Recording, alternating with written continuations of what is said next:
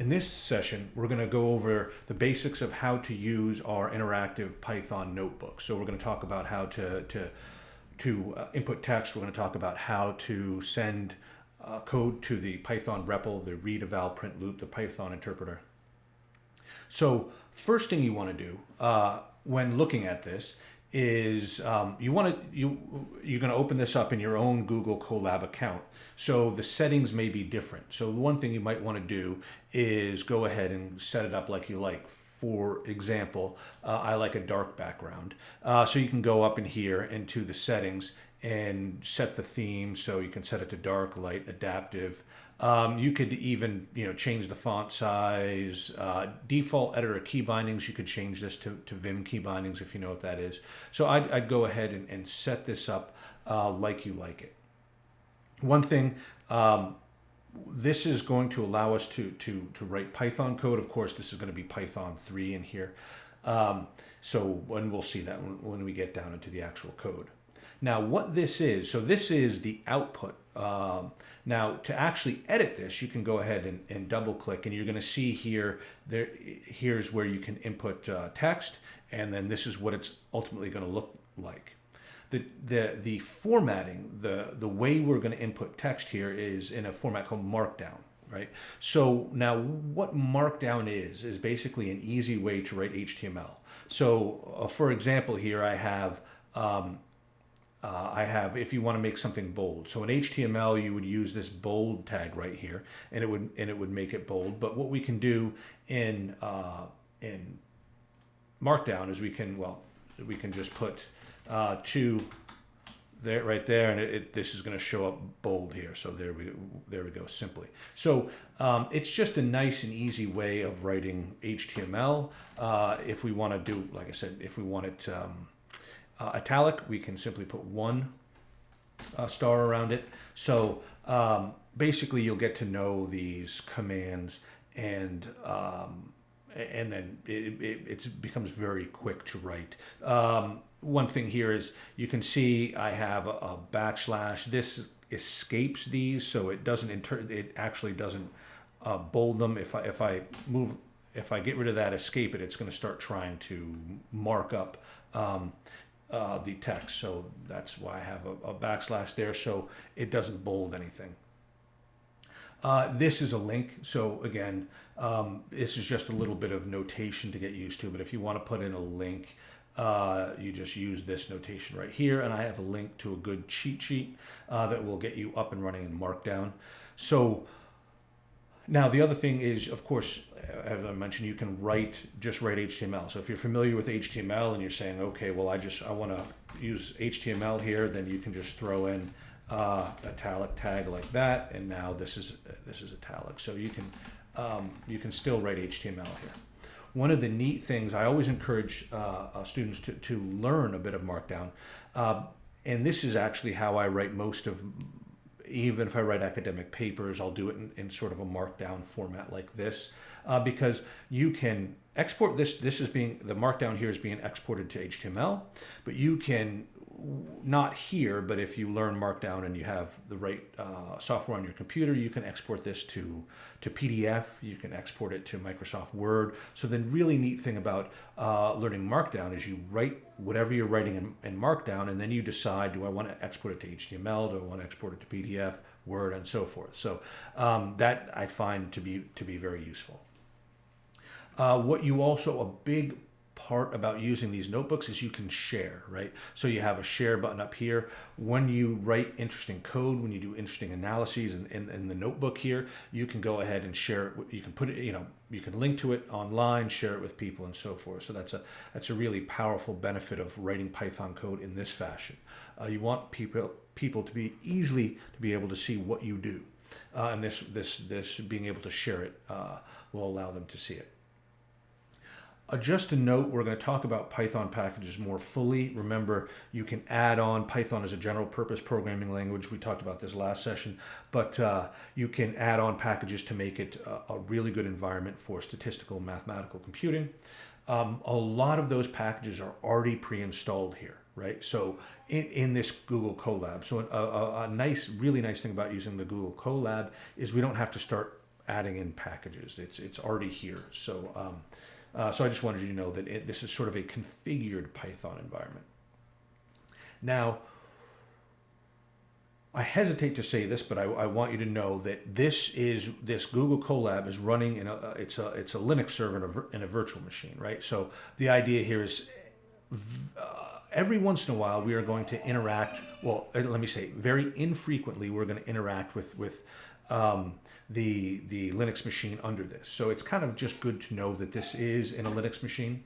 And so I'm going to briefly talk about how we will interact with it. So the idea is if we want to interact with the Linux machine, we do it through something called the bash shell. I will tell you everything that you need to know, so you don't need to go looking, you don't need to go brushing up on that. But if we want to send something to the bash shell, which is to the Linux machine, we put a exclamation point in the beginning. So this is going to execute the Linux command to show me my environment.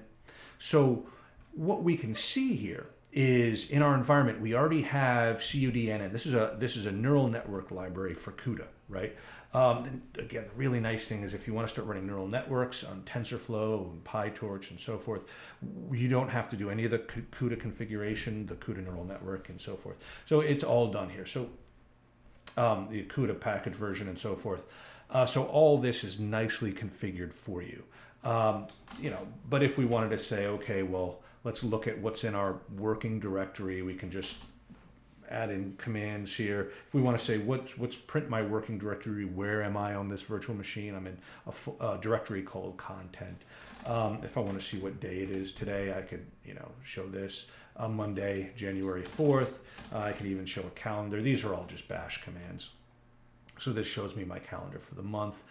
We won't use any of this, but now it is there.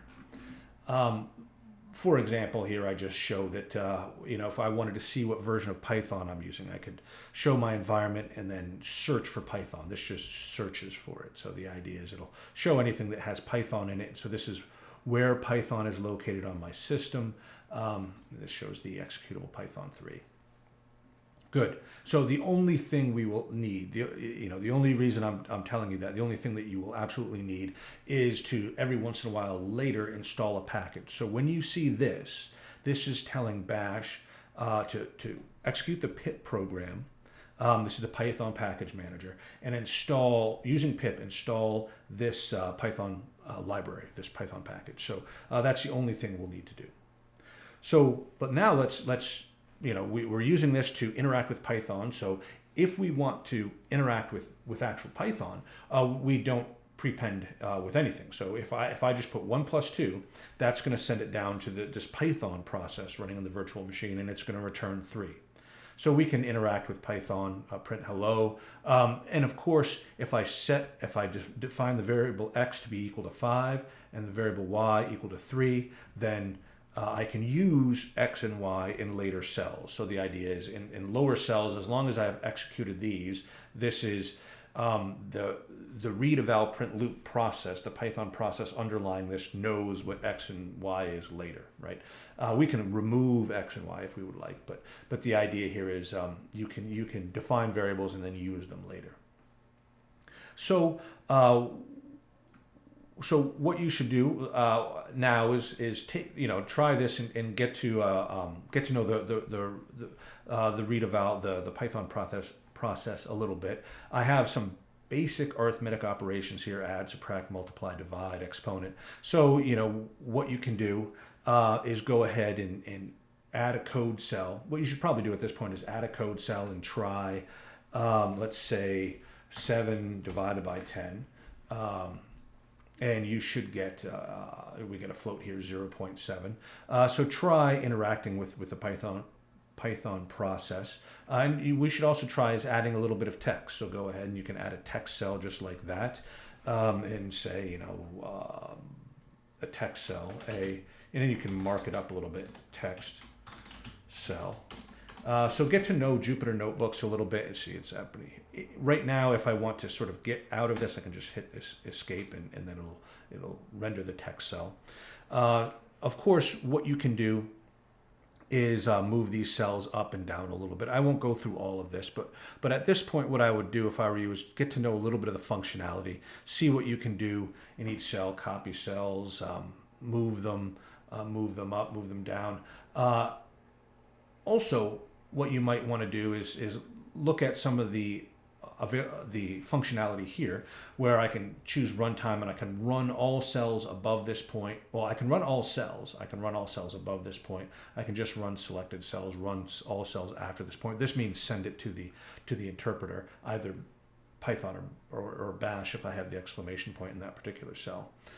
So go ahead and get used to this environment a little bit. As we need functionality from it, such as interacting with GitHub, I'll introduce it later, but now you might want to just take a couple minutes and get used to the environment. And then in the next video, I'll jump in with the rest of this notebook and define functions. Note, there's a list of full Python operators here, so what you can do is you can open this link. Generally, there's a lot of good Python documentation out there, so I'm just going to link to it. So if you want to try other Python operators, if you want to see test if two numbers are equal, right, you can go ahead and try that out here. So you can see what happens if you say 6. This is a test. This is not assignment. It should return false, which it does, right? Of course, if I say 7, it should return true. Good. So go ahead and give the Python interpreter a little bit of a test, and then we will jump into functions next.